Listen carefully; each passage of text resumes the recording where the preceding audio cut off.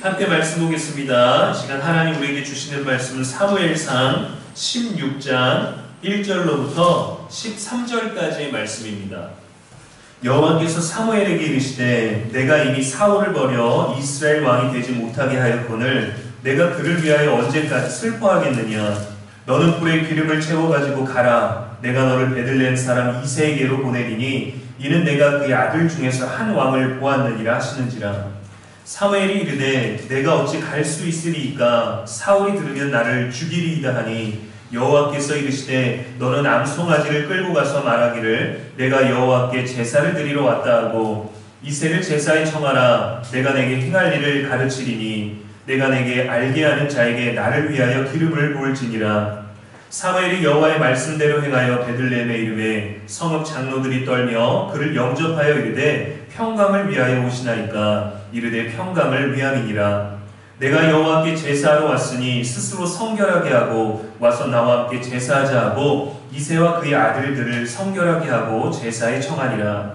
그들이 오매 사울이 엘리압을 보고 마음에 이르기를 여호와의 기름 부으실 자가 과연 주님 앞에 있도다 하였더니 여호와께서 사무엘에게 이르시되 그의 용모와 키를 보지 말라. 내가 이미 그를 버렸노라. 내가 보는 것은 사람과 같지 아니하니 사람은 외모를 보거니와 나 여호와는 중심을 보느니라 하시더라.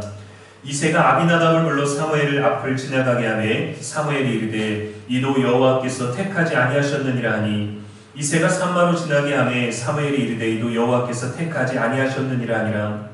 이새가 그의 아들 일곱을 다 사무엘 앞으로 지나가게 하나 사무엘이 이새에게 이르되 여호와께서 이들을 택하지 아니하셨느니라 하고 또 사무엘이 이새에게 이르되 내 아들들이 다 여기 있느냐. 이새가 이르되 아직 막내가 남았는데 그는 양을 지키나이다. 사무엘이 이새에게 이르되 사람을 보내어 그를 데려오라. 그가 여기 오기까지는 우리가 식사 자리에 앉지 아니하겠노라. 이에 사람을 보내어 그를 데려오매 그의 빛이 붉고 눈이 빼어나고 얼굴이 아름답더라. 여호와께서 이르시되 이가 그니 일어나 기름을 부으라 하시는지라. 사무엘이 기름 뿔병을 가져다가 그의 형제 중에서 그에게 부었더니 이날 이후로 다윗이 여호와의 영에게 크게 감동되니라. 사무엘이 떠나서 라마로 가니라. 아멘. 이 시간 순종하는 자에게 길을 주십니다 라는 제목으로 말씀 전하겠습니다. 지난주에는 우리 교회력에 따라서 사무엘상 8장의 말씀을 나누었죠. 거기에는 왕을 달라고 요구하는 이스라엘에 대해서 나누었습니다. 하나님께서 직접적으로 말씀하시고 통치하시고 다스리셨던 신정체제가 마감되고 왕정체제가 시작되었습니다. 그들의 세속적인 요구에 의해서 왕이 세워졌습니다. 우리는 말씀을 통해서 늘 거룩한 것들, 또 성도로서 마땅한 것들만 구해야 된다고 생각하지만 인생을 살아가다 보니까 우리는 세상 안에서 필요한 것들도 하나님께 요구할 때가 있죠. 하나님 모든 것들을 거절하지 않으십니다. 하나님도 때로는 우리들에게 불필요한 것처럼 여겨질지라도 하나님은 그것을 지혜로 바꾸시고 선으로 바꾸셔서 우리의 연약한 기도에 은혜로 응답하실 때가 있으십니다. 하나님께서는 세속적인 요구에도 불구하고 이스라엘 장로들의 요청을 들어주셨어요. 그들이 원하는 대로 왕을 허락하셔서 왕을 세우게 되었고 베냐민 지파의 사울이라는 사람이 초대 왕이 됩니다. 그가 40세에 이스라엘의 왕이 되었고 군대를 모집하고 처음에는 국방을 튼튼히 했습니다. 그런데 2년 차가 되었을 때 블레셋과의 전쟁에서 이스라엘이 불리한 상황이 되었어요. 그때 사무엘이 일주일 뒤에 오기로 했습니다. 근데 그를 기다리다가 마음이 초조하고 불편해지고 또 걱정이 되었을 그때 제사장, 선지자가 와서 행해야 되는 그 제사를 대신해서 자신이 수행하는 죄를 저질렀어요. 제사 자체가 나쁜 것이 아닙니다. 이 제사를 드리기 위해서 선지자를 기다려야 했고 선지자의 뜻을 따라야 됐고 선지자가 말하는 것은 하나님이 말씀하시는 것과 같았는데 사울이 왕이 되었을 그때에 자신의 뜻대로 모든 것들을 대신해서 왕의 이름으로 죄를 저질렀던 것이 하나님 앞에 죄가 된 것이죠. 근데 그때 바로 제사를 드린 그때에 오늘 본문과 관련된 책망을 듣게 됩니다. 사무엘상 13장 14절에 지금은 왕의 나라가 길지 못할 것이라. 여호와께서 왕에게 명령하신 바를 왕이 지키지 아니하였으므로 여호와께서 그의 마음에 맞는 사람을 구하여 여호와께서 그를 그의 백성의 지도자로 삼으셨느니라 하고, 우리가 16절 말씀에서 다윗이 기름 부음을 받는데 13장에서 이미 이 모든 일들이 예언되었다라는 거죠. 하나님의 마음이 바뀌셨기 때문이 아닙니다. 사울이 죄를 지었기 때문이죠. 그리고 그 죄로부터 돌아서지 못할 것을 하나님은 아셨습니다. 사실 우리가 하나님을 믿는 사람들이 인생을 살면서 두려워해야 될 것은 우리들이 싸워야 할 적이 아닙니다. 하나님을 거부하고 그분의 말씀에 순종하지 못하는 우리 자신이어야 합니다. 하나님의 말씀을 따르지 않으려고 하고 하나님의 말씀에 순종하지 못하는 것, 하나님이 말씀하신 것을 행하지 못하는 것을 두려워해야 되는 것입니다. 근데 우리는 미래에 대한 두려움, 지난날에 대한 두려움, 지금 나타난 일들에 대한 두려움이 더 크기 때문에 하나님을 찾지만, 사실은 하나님 앞에서 그분의 말씀을 지키고 그분을 바라보면 하나님이 우리들에게 길을 주십니다. 인생에서 여러분들 경험해 오셨을 거예요. 아무리 많은 염려를 한다 하더라도 우리의 마음과 기분과 형편이 나아지지 않는 것을, 하나님을 신뢰하고 하나님을 지켰을 때 우리는 그분이 우리를 돌보시는 것을 간증할 것들이 생겨난다는 것을 우리는 압니다. 하나님이 하지 말라는 것을 행하고 하나님이 지키라고 하신 것을 지키지 않으면 반드시 문제가 생겨요. 이스라엘 역사가 늘 그래왔습니다. 사울은 하나님의 말씀, 하나님과의 약속을 지키지 못했습니다. 이후로도 그는 계속해서 죄를 범하게 되죠. 아말렉과의 전쟁에서 이기게 하실 것이고 전리품을 취하게 될 때 모든 전리품을 진멸하라 했는데 자기 뜻대로 좋은 것들을 분별해서 가져왔어요. 이것이 죄가 되었습니다. 또 블레셋과의 전쟁에서 어려움을 당할 때 하나님이 침묵하시자 신접한 여인을 찾아갔습니다. 하나님의 말씀을 버리기에 그도 버림받게 되었죠. 역대상 10장에서는 사울의 결론을 이렇게 냅니다. 사울이 죽은 것은 여호와께 범죄하였기 때문이라.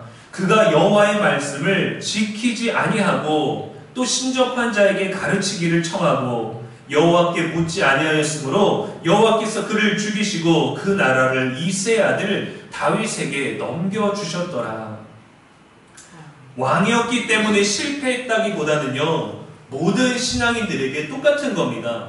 하나님의 말씀을 지키지 않으면 같은 결론에 이르게 된다라는 겁니다. 이런 사울에 대하여 하나님은 15장에서 사울을 왕으로 세운 것을, 그가 왕으로 세운 것을 후회한다라는 말씀을 2번 하셨어요. 그런 성경이 기록되어 있습니다. 아니, 어떻게 전능하신 하나님이 후회하실 수 있는 일이 있을까요? 사울을 보는 눈이 없으셨던 걸까요?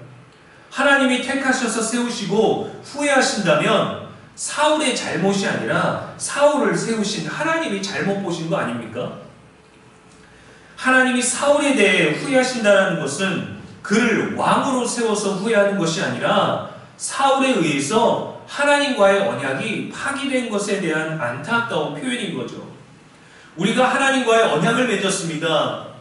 네가 내 말을 지키고 그 말을 행하면 내 자자손손 복을 받을 것이고 형통할 것이고 평안할 것이고 또 내 기업이 윤택할 것이고, 하나님 다양한 복을 우리들에게 주셨는데 그것은 하나님을 믿음에 무조건 준다라는 것이 아니라 하나님의 말씀을 지켜 행하면이라는 조건이 있습니다. 그러니까 하나님이 일방적으로 우리를 데려다가 너 나 믿어, 너 내 말대로 해 라고 하신 것이 아니라 너는 나를 믿고 내 길을 따르면 내가 나의 복을 받으리라 말씀하신 것은 하나님과의 약속인 거예요. 네, 저는 하나님의 복을 받길 원합니다. 그래서 저는 하나님의 말씀을 지키겠습니다. 약속을 한 거죠. 너도 나의 말을 지키고 나의 길을 따르면 내가 너를 복되게 하리라, 형통하게 하리라, 창대하게 하리라 했습니다. 그런데 사람은 한쪽의 언어에 치우쳐져 있죠. 나에게 유익이 되는 것, 내가 불리하지 않은 것, 나에게 만족감을 주는 것, 내게 좋은 것만 생각하기 때문입니다.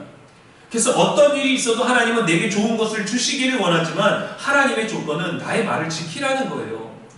그런데 지키지 않으면 복을 받을 수 없는 것은 당연한데도 불구하고 우리는 지키지 않고도 복 받기를 원하는 이기적인 마음이 있습니다. 하나님이 잘못한 것이 아니라 사울이 하나님과의 약속을 지키지 않았기 때문에 하나님이 그것을 안타까워하신 것이죠. 이 일로 사무엘이 근심하였습니다. 온 밤을 여호와께 부르짖었습니다. 그리고 사울이 죽는 날까지, 자신이 죽는 날까지 사울을 위해 슬퍼하면서 사울을 만나지 않았어요. 사울이 하나님의 말씀에 순종하였더라면, 그가 정말 왕으로서, 초대 왕으로서 더욱더 하나님의 말씀을 지켜서 백성들에게 그러한 모범이 되었더라면 사무엘도 기뻤을 겁니다. 백성들도 기뻤을 겁니다. 그들도 두려워하지 않았을 겁니다. 그런데 그는 그 누구도 기뻐하지 못했고 말씀을 지키지 않아서 자신 스스로도 기뻐할 수가 없었습니다. 요나가 그랬습니다. 하나님의 뜻에 불순종하였을 때 그와 함께 배에 탄 자들이 두려워하고 괴로움을 겪고 죄책감에 빠지게 되었죠. 사무엘도 괴로워함으로 노년의 삶을 살게 되었습니다. 얼마나 안타까웠을까요? 자신이 기름 부었던, 자신이 세웠던 하나님의 허락으로 말미암아 이스라엘에게 그 약속을 지켰던 모든 일들이 무너지게 되었을 때, 성경의 모든 이야기들은 오직 하나님의 말씀에 순종해야 되는 것들을 거듭해서 보여줍니다. 단순하고도 명백한 삶의 방법을 알려주죠. 하나님의 백성은 하나님의 말씀을 지키면서 살아라. 말씀을 지킬 때와 지키지 않을 때가 나뉘는 것이지, 하나님이 복을 주셨을 때와 주지 않았을 때로 나뉘는 것이 아니라는 것입니다. 그런데 우리는 하나님께 받은 것, 하나님으로부터 지킴을 누린 것들에 대해서 집중하기 때문에 그것으로 하나님을 믿는 것과 믿지 않는 것을 판단하지만 아닙니다. 먼저 사랑하신 분도, 먼저 복을 주신 분도, 먼저 은혜를 주신 분도 하나님이시기 때문에 우리가 정말 하나님의 복을 받기를 원한다면 하나님을 쫓아가야죠. 우리가 자녀에게, 우리가 다른 타인에게 무언가를 베풀려고 할 때 그 조건을 내걸 수 있는 것은 베품을 가질 수 있는 사람입니다. 베품과 혜택을 누리는 사람이 그 조건을 따라가는 것이 맞죠. 근데 세상 논리는 서로 간의 어떤 존중과 배려, 서로 간에 지키기 위해서 지킬 수 있게끔 돕는 것이 아니라 지금은 뭐라 합니까? 갑과 을이라고 하죠. 처음에는 단어를 사용하기 위해서 갑이라고 한다, 을이라고 한다고 정했지만 지금은 갑과 을의 관계를 단어로 구분지었던 그 순서적인 관계를 위치의 관계로 바꿔버렸어요. 그래서 내가 위로 가기를 원합니다. 내가 높은 자리로 가기를 원합니다. 낮은 자리에 있는 것을 싫어합니다. 그러한 것들을 통해서 열등감과 비교를 통해서 따르고 싶어하지 않아하죠. 반항하고 싶어하죠. 불리하다고 생각하죠. 그런데도 혜택을 누리고 싶어하죠. 우리들의 삶은 어떻습니까? 하나님의 말씀에 순종하며 살기를 원하고 노력하는 삶입니까? 아니면 그 말씀이 듣기 좋은 철학과 깨우침과 인격과 도덕의 교양에 도움을 주는 가르침 정도로 받으십니까? 성경은 우리에게 말씀대로 살라고 하지만 모든 순간순간의 선택과 답을 정해주거나 알려주지 않아요. 하나님의 말씀에 순종하고 그분을 향한 믿음을 가졌을 때 그 말씀을 듣고 우리가 하나님을 바라보고 하나님을 향하는 삶을 살게 되는 것이죠. 그러면 모든 선택과 결단에 따라서 말씀이라는 거룩한 기준을 가지고 살게 되는 것입니다. 그런데 우리는 모든 때 하나님이 답을 주시지 않았다, 모든 순간에 하나님이 우리들에게 알려주시지 않았다라고 하지만 먼저 생각해 보십시오. 말씀과 기도 안에서 주님께 먼저 물었는지. 오늘 16장을 시작하면서 여전히 슬퍼하고 있는 사무엘에게 하나님 말씀하십니다. 너 언제까지 슬퍼하겠느냐? 뿔에 기름을 채워서 가라. 구체적으로 하나님께서 말씀해 주시고 있는 거예요. 내가 어떻게 뭘 해야 되지? 내가 이 슬픔을 어떻게 벗어나야 되지? 그냥 그 슬픔 안에 머물러 있는 사람에게 구체적인 지시를 주셨습니다. 뿔에 기름을 채우고 일어나서 가라. 아주 단순합니다. 많은 생각과 많은 절차를 알려주지 않아요. 하나님은 부정의 감정과 슬픔과 좌절과 상처에 머물러 있는 우리에게조차 보내려고 하십니다. 일어나라고 하십니다. 채우라고 하시고 순종하라고 하십니다. 가라고 하십니다. 그리고 정확히 순종해야 될 것들을 알려주세요. 너를 베들레헴 사람 이새에게로 보내리니 이는 내가 그의 아들 중에서 한 왕을 보았느니라. 왕 때문에 슬퍼하고 있는 사무엘에게 다시금 왕에 대한 희망을 주시고 계시죠. 한 왕을 보았다라고 기록되어 있는데 지금 성경에는 보았다라고 되어 있지만 이전 한글 번역 성경에는 예선하였다라고 되어 있습니다. 한 사람을 발견했다가 아니라 이미 새로운 왕을 내가 선택했다, 그에게 보내겠다라는 얘기예요. 하나님은 여전히 우리가 슬퍼하는 중에도 하나님의 말씀에 집중하지 못하고 있을 때에도 계속해서 우리를 위하여 일하고 계십니다. 그냥 여러분 홀로 일하시는 게 아니에요. 저와 여러분의 그 다음 인생을 위해서 여전히 역사하고 일하고 계시고 계획하고 계신 거예요. 그런데 사람은 사람을 통해 일하시거든요. 사무엘을 보내시는데 사무엘이 두려워합니다. 2절 말씀에 사무엘이 이르되 내가 어찌 갈 수 있으리이까 사울이 들으면 나를 죽이리이다. 하나님께서 사무엘이 느끼고 있는 그 위험을 모르실까요? 우리가 걱정하는 일들과 예상하고 있는 어려움들을 신경 쓰지 않으실까요? 무조건 복종만 하라고 하실까요? 하나님은 자신의 뜻을 따르기로 순종하고 믿는 사람을 그냥 두시지 않으십니다. 그의 환경도 그냥 두시지 않으십니다. 사무엘이 명령을 수행할 수 있도록 행하시는 분이에요. 내가 무언가 하나님을 믿는 믿음으로 움직이겠습니다, 믿겠습니다, 따르겠습니다 라고 한다면 우리의 마음만 만지시는 것이 아니라 우리의 환경도 만지십니다. 암송아지를 끌고 가서 제사를 드리러 왔다라고 말할 것까지 구체적으로 알려주시죠. 그렇게 이새를 청하라고 하셨습니다. 방법까지 제안해 주셨어요. 길을 주셨어요. 4절에 사무엘이 여호와의 말씀대로 행하여 베들레헴에 이르매 여호와의 말씀대로 순종했더니 바로 목적지에 이르게 되었다라는 겁니다. 그는 슬퍼하고 있었지만, 그는 뭘 해야 될지 모르지만, 그는 사울을 피하여 있었지만 하나님이 가라는 말씀에 순종했을 때 그는 바로 목적지에 이르게 되었던 것을 우리가 볼 수 있죠. 우리의 두려움이 하나님의 계획을 막을 수 없습니다. 우리의 앞선 염려, 우리의 가득한 근심이 하나님의 뜻을 다른 방법으로 대신할 수 없습니다. 우리의 초조함과 망설임은 하나님의 일하심을 더디 깨닫게 될 뿐이죠. 우리 인류에게는 그런 언어가 있잖아요. 주문을 망설이는 건 배송을 늦출 뿐이다.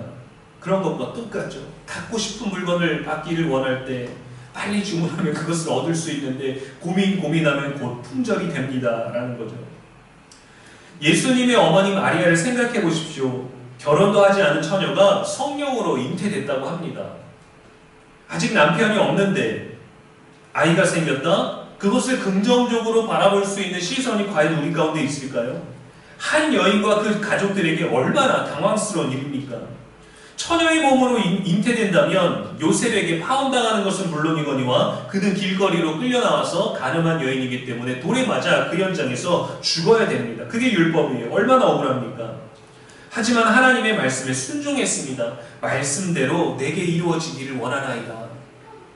그랬더니 천사가 요셉에게 가서 이 사실을 알렸습니다. 그가 행해야 될 방법들을 알려줬어요. 요셉이 조용히 끊고자 하나 그가 마리아에게 찾아갔습니다. 그를 데려왔습니다. 그를 안전하게 지켰어요. 마리아의 길을 열어주셨습니다. 순종하는 자들을 통해서 하나님은 자신의 뜻을 이루십니다. 순종하지 않은 사울에게는요, 사무엘이 이렇게 얘기했어요. 순종이 제사보다 낫고 듣는 것이 순양의 기름보다 나으니. 하나님은 자신의 뜻을 따르는 자들을 곤란하게 하지 않으십니다. 우리가 순종해야 될 그 자체가 곤란할 때는 있지만 순종의 의지가 있다면 길을 열어주시고 책임지심을 우리들에게 알려주세요. 시편 23편 3절에 내 영혼을 소생시키시고 자기 이름을 위하여 의의 길로 인도하시는도다. 하나님 자신의 이름을 위하여 우리를 바른 길로 인도하십니다. 사랑하는 여러분, 우리가 하나님의 뜻을 따르는 믿음의 삶이 어렵고 곤란할지라도 두려워하거나 실망하지 마십시오. 사무엘과 마리아의 길을 열어주신 그 하나님께서 오늘도 저와 여러분의 앞길을 열어주실 것입니다. 중요한 것은 우리가 그 말씀을 듣고 격려받고 위로받는 게 아니라 그 말씀을 지켜 행하는 거예요. 하나님이 주신 모든 말씀을 한 번에 다 지키려고 하면 어렵죠. 모든 복을 한 번에 받으려고 하면 욕심이 나니까 실망이 커지죠. 그러나 오늘 우리가 받은 그 말씀, 오늘 우리들에게 생각나게 하신 말씀, 오늘 우리들에게 감동 주신 말씀, 일상 중에 바쁠 때, 감사할 때, 행복할 때, 분주할 때 생각나는 그 말씀이 있다면 그 말씀을 지켜 행하는 것입니다.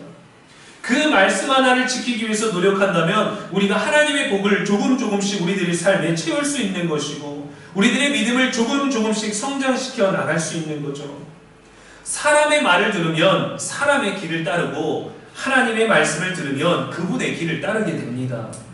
사탄의 말을 들으면 사탄의 길을 따르게 되는 것이죠. 우리가 듣고자 하는 것이, 우리가 마음에 새기고자 하는 것이, 우리가 먹이를 주는 그 말들이 우리들의 길이 되고 삶이 되는 것입니다. 어떤 삶을 선택할 것인가는 말씀에 따른, 또 들은 이야기에 따른 우리들이 결정하는 것이죠. 우리 중에 그 어느 누구가 옳은 길, 바른 길, 정직한 길을 떠나서 살기를 원하겠습니까? 진정 옳은 길은 인생을 주신 그분의 말씀에 순종하는 거예요. 그게 참된 지혜인데 우리는 말씀의 가치와 능력을 지금 이 시대에 마음껏 누리지 못하고 있는 것 같습니다. 순종보다는 우리의 계획과 정보가 더 알차고 많기 때문이죠. 다 생각해놓고 하나님 어떻게 하면 좋을까요? 이런 기도가 아니라 내려놓고 비워놓고 그리고 하나님께 간절히 묻는 겁니다. 이미 우리 계획은 있기 때문에 잠깐 내려놔도 되거든요. 우리의 많은 생각들, 우리가 이미 결정해버린 그런 선택들은 잠깐 내려놓고 비워놓고 이제 하나님의 음성을 듣는 거예요. 잠언 3장 5절과 6절 말씀에 너는 마음을 다하여 여호와를 신뢰하고 내 명철을 의지하지 말라. 너는 범사에 그를 인정하라. 그리하면 내 길을 지도하시리라 하셨습니다. 사무엘은 하나님의 명령대로 행했습니다. 2세 아들들이 한껏 깔끔하게 준비해서 제사에 참석했어요. 이스라엘의 위대한 선지자가 자기 집에 와서 제사를 드리니 얼마나 신경을 썼겠습니까? 사무엘은 그들을 보았습니다. 그의 눈으로 보았습니다. 엘리압을 보고 야, 주님이 기름 부으실 자가 이자구나 마음으로 생각했는데 아니라고 하셨어요. 2세의 7 아들을 모두 지나면서 사무엘은 고민이 많았을 겁니다. 걱정도 됐을 거예요. 사실 사무엘이 볼 수 있었던 것은 관상 정도겠죠. 얼굴 표정 정도겠죠. 옷차림 정도겠죠. 첫인상, 첫 느낌 정도였을 겁니다. 사무엘이 엘리압 앞에서 그를 보자마자 스스로 감동이 돼서 당신이 왕이 될 상이요 라고 말했다면 이건 교만인 거죠. 하나님이 이미 예선했다는데, 하나님이 왕이 될 사람을 보았다는데 자기가 정하는 것은 그의 말씀대로 같지만 끝까지 말씀을 지키지 않은 겁니다. 믿음은요, 중간 정도 지켰을 때 믿음이 아닙니다. 약속은 어느 정도 행했을 때 약속이 아니라 끝까지 믿었을 때가 믿음이고, 끝까지 따랐을 때가 순종이고, 끝까지 지켰을 때가 약속인 거예요. 그 흉내만 내고 내가 확답을 준 게 아니라 그대로 행해야 됩니다. 돈을 내가 이날까지 반드시 갚겠다라고 말해놓고 그것을 지키지 않으면 약속을 지키지 않은 거죠. 미안해, 조금만 급한 일이 있어서 미루면 그때 우리들의 신뢰와 약속은 무너지는 겁니다. 우리가 제 날짜에 약속한 날짜에 지키고 갚으면 우리는 또 다른 도움을 받을 수 있어요. 또 누군가가 나에게 돈을 빌려줄 수 있습니다. 그러나 내가 그 약속을 지키지 못하고 그것에 대한 신뢰를 주지 못한다면 그 다음에는 우리가 그 도움을 받을 수 없게 되는 거죠. 상대방이 못나서가 아닙니다. 상대방이 마음이 약해서가 아닙니다. 상대방의 마음의 지경이 믿음이 없어서가 아닙니다. 우리가 그렇게 행하지 못했기 때문인 것이죠. 면접을 보면 우리가 면접을 보는 그 사람, 면접을 보러 온 사람, 우리가 뽑을 사람의 모든 인생을 우리가 다 볼 수 있나요? 그와 10년 정도 했다면 우리가 알 수 있겠죠. 그러나 면접관이 마음까지 다 볼 수 없습니다. 그가 준비한 이력서와 자기소개서와 그날 그때의 표정과 느낌만 볼 수 있는 거예요.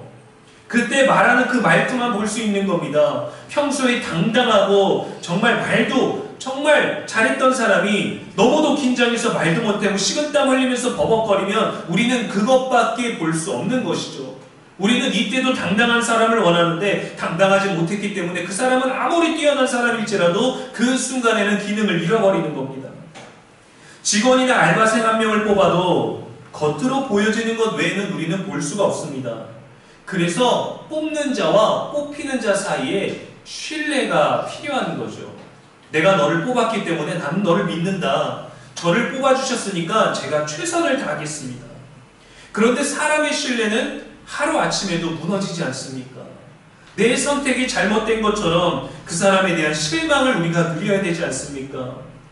내가 더 잘하고 싶었지만 마음에 안 들어서 끝까지 책임지지 못하는 것도 있겠고, 서로 간에 그 신뢰를 지키기 위한 노력, 그러나 그 신뢰를 잃지 않기 위해서 더 솔직한 말들로 해야 되는데, 요즘 시대에는 힘들고 마음에 들지 않고 약속을 지키지 않았을 때 얼마나 쉽게 포기하고 얼마나 쉽게 자기의 권리들만 주장하는 시대가 되었습니까? 그래서 사람을 뽑는 사람도 뽑히는 사람 입장에서도 모두 다 솔직하게 말하는 것이 아니라 지금 당장만 넘길 수 있는 그러한 순간을 살게 되는 연약한 인생들이 되어버린 거죠. 사울도 그랬습니다. 그가 전쟁에서 하나님과 선지자의 말을 청종하지 못하고 나를 신뢰하려고 하는데, 선지자와 하나님은 나를 신뢰하려는데 신뢰를 받고 있는 자가 그것을 무너뜨리고 죄를 범하고 순종하지 아니하고 자신의 멋대로 하나님과 선지자에 행해야 될 것을 대신해서 그 모든 것들을 무너뜨렸죠. 우리 주변에 얼마나 많은 경우가 이러합니까? 그래서 때로는 교회 다니는 사람을 우선순위로 뽑기도 했어요. 신뢰를 했기 때문에. 그런데 더 많은 실망을 주는 사람이 믿음 있는 사람들이 되다 보니까 교회에 안 다니는 사람을 우선순위로 먼저 뽑기도 했습니다.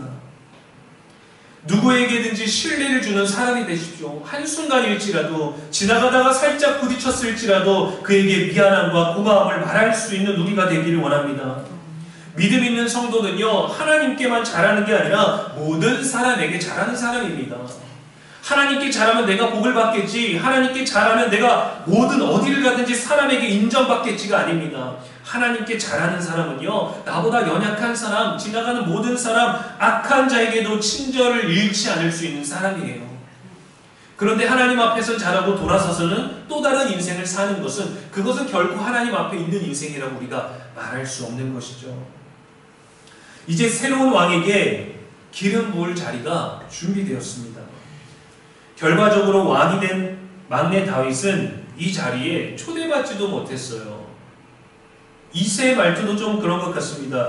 막내 하나가 있기는 한데 이 자리에 다 있습니까? 막내 하나가 있기는 한데 저기서 양을 치고 있습니다. 부르지도 않았던 거예요. 사람의 눈에는 이 사람은 이 제사에 합당한 자도 아니고 왕의 어떤 기름 부을 받을 자리에도 합당한 자가 아니었던 거죠. 아버지의 양을 지키고 있습니다. 그런데 하나님은 이 순간에도 아버지의 양을 지키는 다윗을 본 거예요. 하나님의 대답이 없었기 때문에 사무엘은 기다립니다. 그가 오기 전까지 나는 식사를 하지 않겠습니다. 하나님이 말씀하실 때까지 기다립니다. 그런데 사무엘도 초조했겠죠. 긴장됐겠죠. 이 집에서 드리는 제사의 소식이 금세 사울에게 가게 들려지게 될까봐, 사울이 찾아오게 될까봐 조급했겠죠. 다윗이 그 자리에 있었으면 좋겠지만 그를 불러올 때까지 얼마나 또 시간이 걸렸겠습니까? 그런데도 사무엘은 기다렸습니다. 다윗이 등장했고 하나님은 이가 그니 일어나 기름을 부으라 하셨습니다. 그가 정말 행해야 될 때, 그가 정말 순종해야 될 때 알려주셨어요. 아브라함이 자신의 아들 이삭을 바치려고 할 때 하나님의 말씀에 순종하여 정말 칼을 들었더니 하나님이 말리셨습니다. 정말 순종하면 하나님이 아주 구체적인 답을 주실 때가 있어요. 근데 우리가 어느 순간까지 그 믿음을 지키기 위해 행하고 순종해야만 그것을 경험할 수 있는 것이죠. 하나님의 뜻에 따라 일어날 때 일어나고 가야 할 때 가고 기다려야 할 때 인내하는 순종이 저와 여러분에게 있게 되기를 소망합니다. 여러분, 하나님은 사울이 불순종할 걸 모르셨을까요? 다윗을 다음 왕으로 택하셨지만 다윗도 얼마나 끔찍한 죄를 저질러서 여인을 아내로 취하였습니까? 하나님이 모르셨을까요? 다윗은 더 훌륭하니까 어느 정도 죄를 용서하셨을까요? 하나님은 필요하시면 존재하는 사람들 중에서가 아니라 필요한 사람을 무덤에서 일으키실 수 있으십니다. 하나님은 이 땅 가운데서 더 성분이 좋은 흙으로 완벽한 사람을 새로 지으시고 생기를 불어넣으실 수 있으십니다. 하나님은 지금도 자신의 뜻대로 순종만 하며 살 수 있는 인간을 만드실 수 있어요. 그 지으신 마음도 자유롭게 조종하실 수 있으십니다. 그러나 하나님은 단 한 번도 그렇게 하지 않으셨어요. 하나님이 우리에게 알려주시는 것은 우리에게 대한 실망이 아닙니다. 후회가 아닙니다. 관상이 아닙니다. 하나님이 우리들에게 알려주시고자 하는 건 사랑입니다. 하나님과의 나와의 관계 속에서 맺어지는 사랑이에요. 우리가 하나님의 사랑을 깨닫기를 원하시는 거죠. 여러분, 우리가 좋아하는 사람이 있는데 그 좋아하는 사람을 위해서 내 마음을 전하기 위해서, 표현하기 위해서 얼마나 우리가 마음 가운데 그것을 고민합니까? 우리가 사랑하는 사람을 찾아가서 날 사랑해달라고 멱살을 잡고 뺨을 때리면서 날 사랑해, 사랑한다고 말해 한다면 그가 사랑해라고 말할 수 있겠죠. 그러나 그것은 공포 가운데 오는 사랑이지 마음에서 오는 사랑이 아니에요. 진정한 사랑은 타인에 의해서가 아니라 우리 자신 스스로를 움직이게 합니다. 두려움을 이기게 합니다. 사랑이 삶을 가치 있게 합니다. 그렇게 우리가 하나님을 사랑해서 그의 말씀에 순종하는 삶이 얼마나 귀한지, 얼마나 가치 있는지, 순종을 통해, 말씀을 통해 하나님의 사랑이 얼마나 위대한지를 알게 하시려는 거죠. 여호와를 선택하십시오. 주님을 사랑하십시오. 그분이 보내주신 예수 그리스도를 사랑하십시오. 때로 누군가 우리를 엄청나게 사랑했는데 그 사랑이 이루어졌을 때 이 사람이 얼마나 오래전부터 나를 사랑하고 그때 그 작은 행동들이 얼마나 나를 위한 것이었는지를 생각했을 때 그 진정성을 한 번에 느끼게 되거든요. 주의 말씀에 순종할 때, 그의 말씀대로 행할 때, 그의 사랑을 깨닫게 될 때, 우리를 사랑하신 주님을 우리가 사랑할 때 우리는 그분이 우리를 위하여 얼마나 세밀하고 얼마나 섬세하게 우리를 사랑하셨는지 그 사랑의 흔적들을 깨닫게 될 거예요. 예수 그리스도를 사랑하십시오. 그분의 말씀에 순종하십시오. 그러면 지금보다 더 가치 있고 의미 있는 삶으로 우리를 채우실 것입니다. 그 사랑의 힘으로 열어주신 길을 가는 저와 여러분의 일상 되기를 주님의 이름으로 축원합니다. 기도하겠습니다. 사랑의 하나님 아버지, 오늘도 우리에게 말씀하시는 하나님을 찬양합니다. 말씀을 통해 세상을 창조하시고 그 말씀이 육신이 되어 우리와 함께 하시는 하나님의 계획과 뜻 안에서 순종하는 삶이 되게 하여 주시옵소서. 하나님의 놀라운 사랑을 깨달을 수 있는 순종이 우리에게 있게 하시고 살아있고 생명력 있는 말씀의 권위 아래 살게 하여 주시옵소서. 주의 말씀에 의지하여 그물을 던지는 순종의 사람 되기를 원합니다. 주님 말씀하시면 달릴 수 있고 멈춰설 수도 있는 우리가 되기를 원합니다. 늘 하나님의 말씀과 기도로 사는 믿음이 되도록 성령이여 도와주시옵소서. 우리의 영원한 소망이 되시는 예수 그리스도의 이름으로 기도합니다. 아멘.